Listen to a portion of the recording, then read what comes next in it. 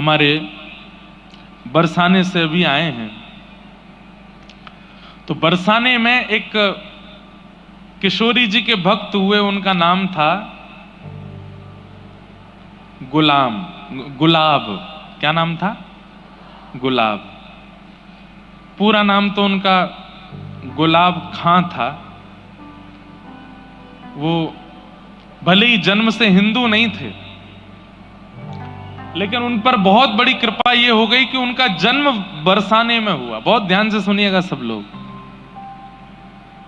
बरसाने में जन्म हुआ। आज भी पीली पोखर के पास में उनकी समाधि है, उनका चबूतरा है गुलाब खां का। बहुत ध्यान से सुनिए सब लोग, इधर देखो।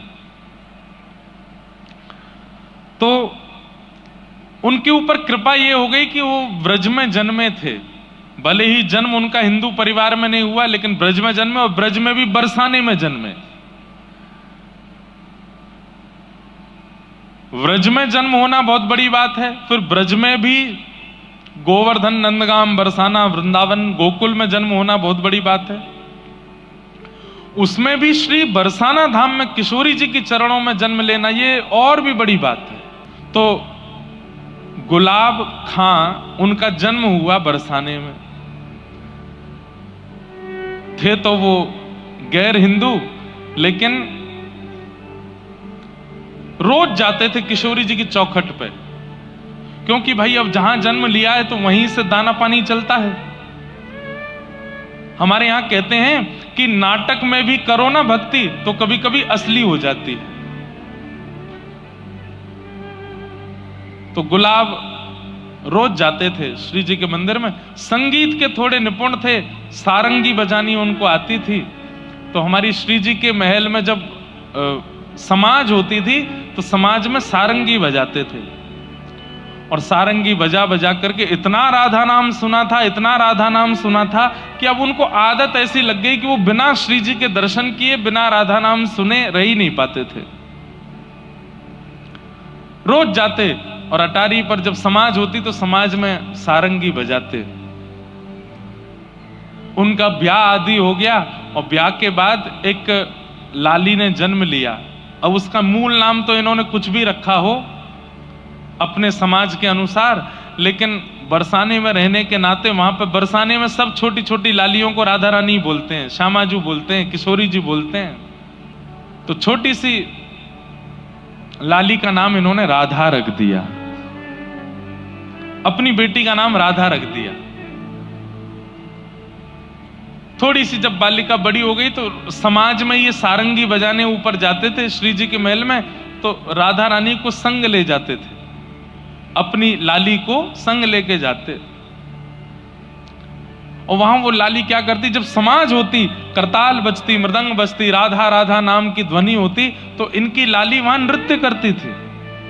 और ये अपनी लाली को देख के इतने सिहाते थे, इतने खुश होते थे, और रज रज करके सारंगी बजाते।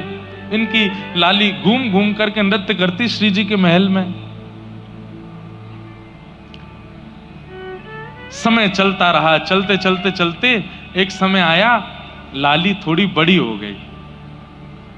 अब बड़ी होकर के वो लाली जब नृत्य करती तो वहां के सब गोस्वामी समाज, सब लोग गुलाब जी को स्नेह देते थे। सबने कही, अरे भैया गुलाब, अब लाली तेरी या की उम्र है गई है, या को ब्याह कर दे। तो ये बात सुनकर के गुलाब जी बड़े बेचैन हो जाते कि मैं बेटी का ब्याह कर दूंगा तो फिर मैं किसके सहारे जीऊंगा। अच्छा, ये और लीला हुई थी कि जब इनकी बेटी ने जन्म लिया तो इनकी पत्नी पधार चुकी थी, केवल घर में पिता और पुत्री ही रहते थे। बहुत ध्यान से सुनो, किशोरी जी की कैसी कृपा। नित्य अपनी बेटी को देखते और वो नृत्य करती। सब लोगों ने कहा लाली का ब्याह कर दो, तो गुलाब जी और तो कोई बहाना नहीं देते, एक ही बहाना देते, मुझ पर व्यवस्था नहीं है, कैसे ब्याह करूं। ब्याह करने के लिए तो थोड़ी व्यवस्था होनी चाहिए। तो दो चार धनी मानी लोगों ने, बरसाने के कुछ वैष्णवों ने, ब्रजवासियों ने कही, हम सहायता कर देंगे, तुम ब्याह करो अपनी लाली का, इसका भी घर बस जाए। तो सबके ज्यादा कहने से गुलाब जी सबकी बात मान गए और पास के एक गांव के बालक से अपनी बेटी का ब्याह कर दिया। मन तो भारी हो रहा था, लेकिन जैसे ही बेटी विदा होकर के गई तो ये इतने बेचैन हो गए कि पुत्री के बगैर अब कैसे रहूं। पुत्री का नाम क्या था? राधा। तो भक्ति जब आनंद में की जाती है, सुख में की जाती है, उसका प्रभाव इतना नहीं होता, लेकिन भक्ति जब विरह में की जाती है तो उसका प्रभाव लाख गुना ज्यादा हो जाता है। तो आज तक तो राधा राधा बोलते थे क्योंकि बेटी का नाम राधा है, लेकिन वही बेटी अब जब ससुराल चली गई तो गुलाब खां की स्थिति ऐसी हो गई, अब विरह में पुकारने लगे, राधा राधा मेरी राधा। ऐसे पुकारने लगे कि निकुंज में बैठी हुई निकुंजेश्वरी श्री राधा रानी व्याकुल हो गई, उठकर के सिंहासन से जाने लगी। ललिता विशाखा ने कहा, कहां जा रही हैं स्वामिनी जी? राधा रानी बोली, मेरा भक्त मुझे बुला रहा। और बोले, आपको नहीं बुला रहा है, अपनी बेटी को बुला रहा है। किशोरी जी बोली, इसकी बेटी का नाम राधा कितने साल पहले रखा गया? बोले 18 साल पहले। और मेरा नाम राधा कितने साल पहले? बोले 5000 साल पहले। तो बोले, किसका नाम है राधा? बोले, मेरा नाम है। बोले, भले ही कुभाव से पुकार रहा है, मैं तो जाऊंगी। ऐसी हमारी किशोरी जी बड़ी भोली हैं, बड़ी सीधी हैं, बड़ी करुणामयी हैं। ललिता विशाखा बोली, अरे स्वामिनी जी आपको नहीं बुला रहा है, वो अपनी बेटी को बुला रहा है। बोले, कुछ भी हो, राधा नाम मेरा है, मैं तो जाऊंगी। और स्थिति ये हुई कि गुलाब खां इतना बेचैन हो गया अपनी बेटी की याद में कि तुरंत बरसाने से निकल करके उसके गांव जाने लगा। तभी किशोरी जी उसकी बेटी का रूप धारण करके बीच मार्ग में आ गई और आकर के कहा, पिताजी। अरे बेटी तुरंत दौड़ करके अपने हृदय से लगाया। आज जैसे ही अपनी पुत्री को हृदय से लगाया तो ऐसी अनुभूति उसको जीवन में कभी नहीं हुई जैसी आज हो रही है, क्योंकि किशोरी जी हैं, लाली नहीं है उसकी। पिताजी इतनी धूप हो रही है, इतनी गर्मी हो रही है, आपको प्यास लगी होगी। तुरंत अपना पानी जल लेकर के आई किशोरी जी, पिला दिया। पिताजी एक बात आपको समझाऊं।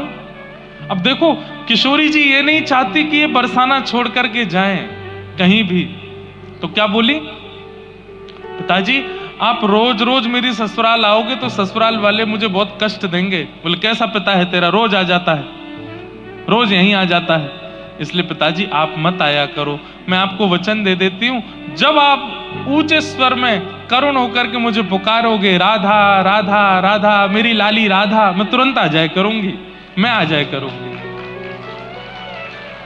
अब गुलाब खां के लिए किशोरी जी नहीं बोल रही हैं, गुलाब खां को तो अपनी बेटी दिख रही है। बोले, मेरी बेटी कह रही है, अच्छा लाली तू आ जाएगी? बोले, हाँ।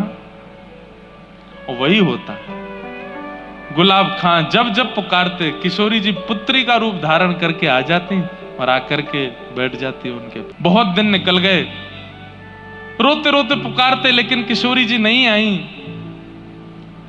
तो जब पुत्री नहीं आई तो मन में सोचने लगे, मुझसे तो मना कर दिया कि मेरे ससुराल आना नहीं, और आप पुकारोगे तो मैं आ जाऊंगी, अब इतने दिन से बुला रहा हूं, आ नहीं रही है। तो श्री राधा रानी की चौखट पे पहुंच गए, अर्धरात्रि में जाकर के सिंह द्वार पर बैठ गए और वहीं बैठ करके रोने लगे, मेरी राधा मेरी राधा, पुकारने लगे। और जैसे ही पुकारा इतने में ही श्री किशोरी जी प्रकट हो गए।